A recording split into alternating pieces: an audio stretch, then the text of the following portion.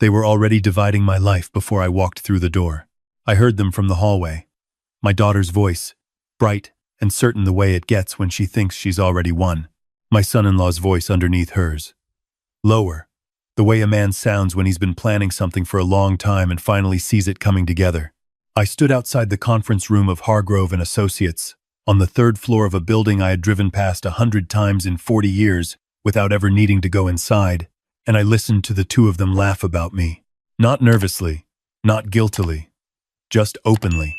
The way people laugh when they believe the person being laughed at will never find out. I buttoned the top button of my jacket, straightened the pocket square my late wife Eleanor had given me the Christmas before she passed, and I pushed open the door. My name is Harold Voss. I am 63 years old. I spent 4 decades building a commercial contracting business from a single pickup truck and a handshake reputation into something that employed 41 people and held contracts across 3 counties. I am not a complicated man. I do not read much fiction. I have never in my life pretended to be something I was not, but I had spent the last 8 months pretending to be something I was not, and I had done it better than either of them ever imagined I could. Let me go back to where it started, because you need to understand what kind of man Derek Cassell is before you can understand what happened in that room. Sandra met Derek at a conference in Atlanta 6 years ago. She was 34, recently out of a relationship that had cost her 2 years and left her cautious. Derek was polished. He wore good shoes and asked questions that made people feel interesting. He had a background in real estate finance, a LinkedIn profile full of endorsements, and a smile that arrived just slightly before it was needed. Like he'd rehearsed it in a mirror until it looked natural. I did not trust him from the first dinner. I want to say that now, and I want to be honest about why. Because it wasn't father's instinct, the way people romanticize it. It was something more specific. It was the way he talked about other people's money. Not his own. Always other people's. How so-and-so had structured a deal wrong. How a competitor had left value on the table. How families let emotion cloud what were really just financial decisions. He said things like that at dinner. Lightly. The way you'd mention the weather. And Sandra would nod, because she'd heard it enough times that it had stopped sounding like anything at all. I noticed. I filed it. I said nothing, because she was happy. And I had learned by then that a father who says too much too soon loses the ability to say anything when it matters. They married 2 years later. I gave her away. I danced with her to the same song her mother and I had danced to at our own wedding. I meant every moment of it. I meant every moment of it. The trouble started 18 months ago. Maybe a little more. Voss Contracting had been strong for years, but the industry had gotten complicated. Voss Contracting, and the important supply chains, labor costs, 3 major clients pulling back on commercial development. I was not panicking. I had seen downturns before and knew how to read one, but I was carrying more stress than I let on, and I made the mistake of mentioning that to Sandra at Sunday dinner. She brought Derek into it the following week. He came to my office with a yellow legal pad and the kind of focused attention that makes people feel they're being helped. He talked about restructuring, about liability, exposure, about how a business at my stage of life, he used that phrase, at my stage of life, and let it sit there, needed to be thinking about transition and protection, not just operations. He had done this for other families, he said. He knew the right people. I told him I appreciated it and that I would think about it. I should have stopped there. That is the thing I turn over in quiet moments, the specific afternoon I stopped there and didn't. Because 3 weeks after that conversation, I had a bad day. A vendor dispute that turned ugly. A foreman who quit with no notice. A call from my accountant that used the word shortfall more than once. I came home tired in a way that went deeper than tired. And Derek was there with Sandra, and he had papers on my kitchen table. He explained them quickly. That should have told me everything. He talked while he turned pages, pointing at lines, using words like protection and simplification and peace of mind. Sandra was nodding beside him. She looked so much like her mother in that moment, the same tilt of her head, the same absolute trust in the person speaking to her. I signed 3 documents that evening. I did not read them the way I should have. That is the truth, and I am not going to dress it up. The next morning I called my attorney, Ray Pickford, who had handled Voss Contracting's legal work for 15 years. There was a pause on Ray's end of the line that lasted long enough for me to understand that the pause was itself an answer. "Harold," he said, "I need you to get me copies of those documents today." I did. And then I sat in Ray's office for 2 hours while he read them, and I watched his expression do things I did not want to see. What Derek had put in front of me, what he had walked me through quickly while my daughter nodded and I was too exhausted to slow him down, was not a simple protection arrangement. The first document transferred operational authority of Voss Contracting to a holding LLC that Derek had formed 4 months earlier. The second gave Derek signatory power over the business accounts in the event of the owner's incapacitation or extended absence, a phrase so vague it could mean almost anything. The third was a revision to my estate documents, restructured to route the bulk of my assets through Sandra and Derek jointly, bypassing the separate provisions I had made years earlier for my nephew Marcus and for 2 longtime employees who had helped me build the company. I sat with that for a long time before I spoke. "Can they use these?" I asked Ray. "They're going to try," he said. "Here is what I did not do. I did not call Sandra. I did not confront Derek. I did not tell anyone in my family, or my employees, or the few friends I still had dinner with on occasional Fridays. I went home. I made myself a bowl of soup. I sat at the kitchen table where those papers had been spread out. And I thought about Eleanor. She used to say that the most dangerous thing a person could do was react before they understood. She said it about arguments, about business, about the weather even. React before you understand, and you hand the other person your only advantage. She was right about most things, and she was right about that. So I did not react. I began, instead, to understand. Over the following weeks, Ray filed a quiet legal challenge to the documents on the basis of undue influence. My state of documented exhaustion and stress at the time of signing, the speed of the signing, the absence of independent counsel. Meanwhile, at Ray's instruction, I said nothing at home. I attended Sunday dinners. I asked Derek polite questions about his work.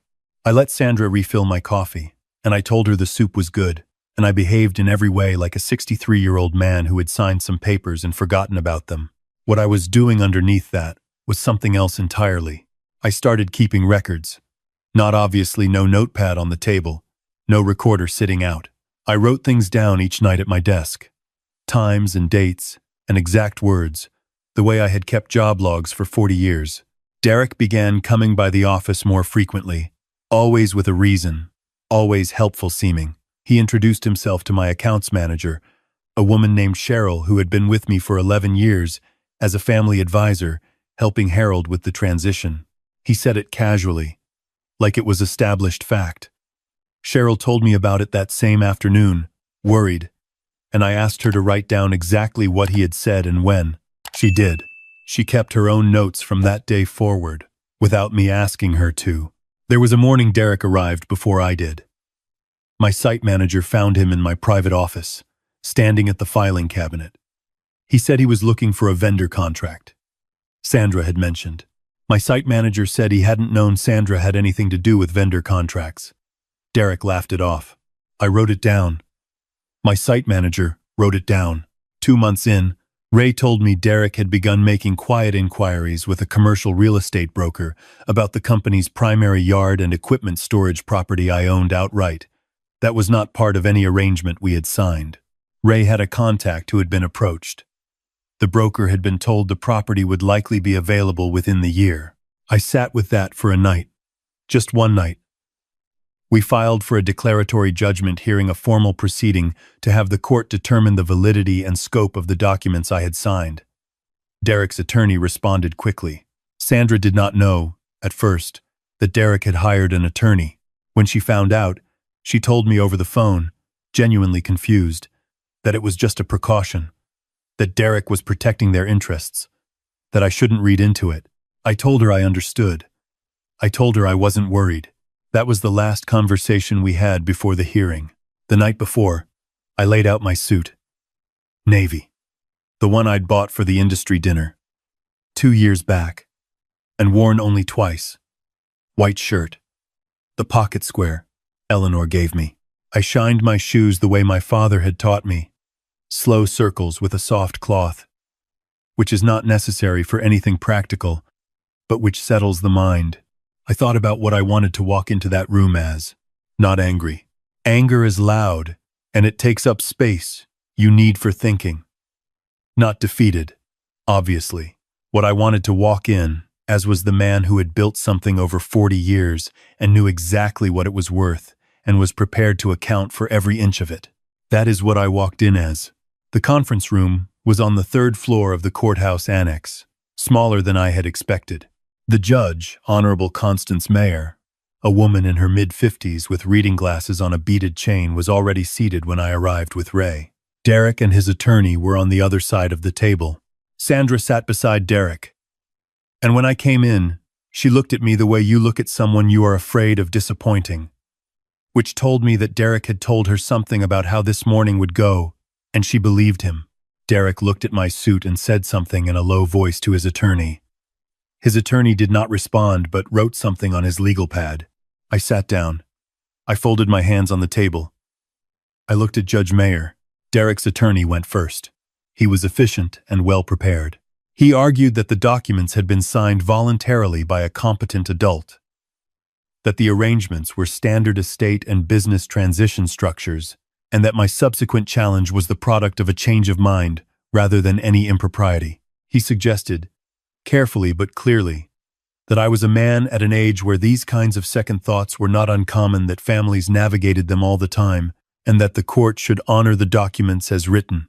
He said at an age twice. I noticed that. Sandra was nodding slightly. Derek was turned slightly toward her, attentive. The performance of a man who is calm because he knows something you don't. Ray presented our case methodically. The timeline of stress events preceding the signing, the speed and conditions of the signing, the absence of independent counsel, the nature of the provisions, particularly the operational authority transfer and the signatory access, which Ray demonstrated were structured in a way that would have allowed Derek to move business funds without my knowledge or approval within 60 days. Derek's attorney objected to characterizations several times. Judge Mayer noted them and continued reading. Then Ray placed a folder on the table. It contained statements. Cheryl's written account of the morning Derek introduced himself as family advisor to Voss staff. My site manager's account of finding Derek at the filing cabinet. A sworn statement from the commercial real estate broker's contact, detailing the inquiry Derek had made about my property. Bank records showing 2 attempted transfers from the business operating account, both flagged and held by the bank because they had come through the new signatory authorization, and the bank, to their credit, had a verification protocol for amounts above a threshold. Those transfers had been made 6 weeks after I signed the documents. Derek had not told me about them. He had not told Sandra. I heard Sandra say something very quietly. Not to me. Judge Mayer read without expression for a long time. Then she looked up at Derek over her reading glasses. Mr. Cassell, she said, are you aware that 2 of the transfer attempts referenced in this documentation were flagged by the institution and are currently part of a routine review by the State Banking Commission? Derek's attorney put a hand on Derek's arm. Derek said he was aware there had been some banking process issues that were being sorted out. They are not banking process issues, Judge Mayer said. She said it the way a person states a fact. No drama in it at all, just the flat weight of accuracy. They are flagged transactions, initiated under a signatory authority that, as of this morning's proceeding, I am finding was obtained under conditions insufficient to establish informed and voluntary consent. She set down the folder. I am voiding both documents pertaining to operational authority and signatory access, effective immediately. The estate revision will be subject to a separate review, with full independent counsel required, before any version of it can be considered enforceable. She looked at Derek's attorney. I am also referring the transfer attempts and the circumstances of this arrangement to the district attorney's office for review under financial elder exploitation statutes. I want to be precise about that referral. I am not making a finding of criminal conduct in this proceeding, but I am saying that what I have read here today warrants a closer look by people whose job it is to take that look. Derek's attorney asked for a moment to confer with his client. Judge Mayer said he could have all the time he needed after she had finished. She looked at me then, directly, over the top of her reading glasses. "Mr. Voss," she said, "your business records are your own. Your property is your own. Is there anything you'd like stated for the record before I close this proceeding?" I thought about it. I had thought about what I might say in this moment for weeks, running different versions of it while I drove to job sites and ate dinner alone. Some of those versions were long. Some of them were pointed in ways that would have felt good for about 30 seconds. What I said was this: "I just want my company back, Your Honor. That's all I came here for." She nodded. "Then you have it." The gavel was quieter than I expected. Not the theatrical sound you hear in movies. Just a clean tap, and then the sound of chairs moving, and attorneys gathering papers, and the ordinary noise of a proceeding ending. Sandra did not look at me when she stood. She looked at Derek, and from across the table I could see the particular look of a person who is doing the accounting very quickly, recalculating everything they were told against everything they just heard. I recognized it. I had done it myself on a Tuesday night 8 months ago while Ray read documents, and his expression went somewhere I did not want to follow. Derek spoke to his attorney in a low, controlled voice. Whatever he was feeling, he was not going to show it in a room full of people, which was perhaps the truest thing I had ever seen from him. I took my pocket square out and refolded it the way Eleanor always did.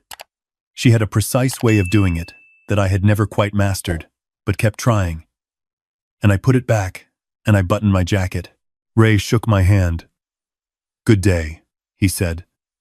Not triumphant, just accurate. Outside, the November air was cold and clear. I stood on the courthouse steps for a moment before I walked to my truck. I knew what the next weeks would look like. The DA review, which Ray said could go various directions but needed to be taken seriously.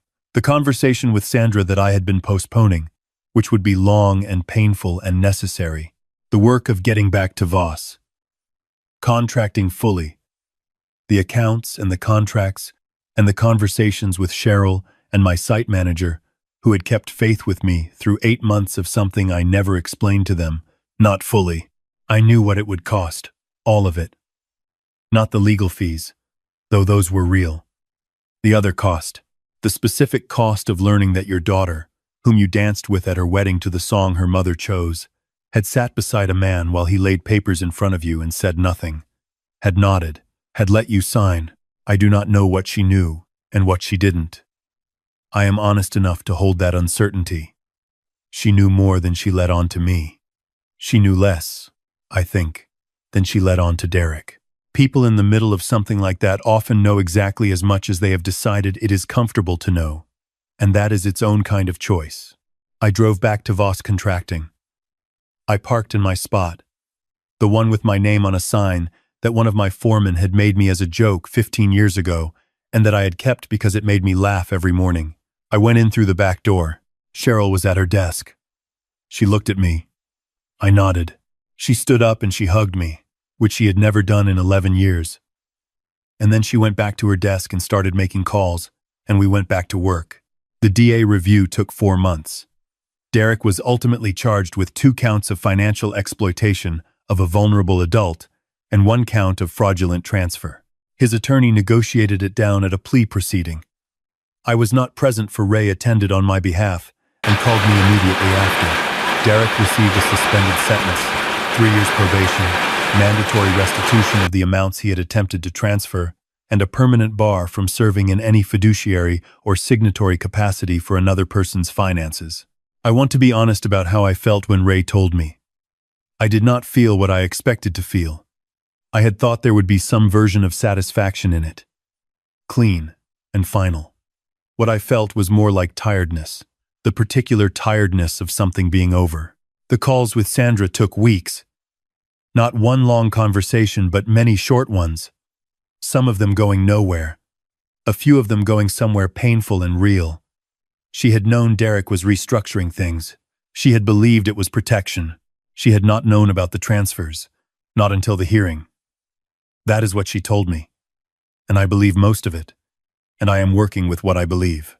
We do not talk every Sunday anymore. We talk on Tuesdays, usually in the evening, usually for about half an hour. It is not what it was. I do not know if it will be what it was.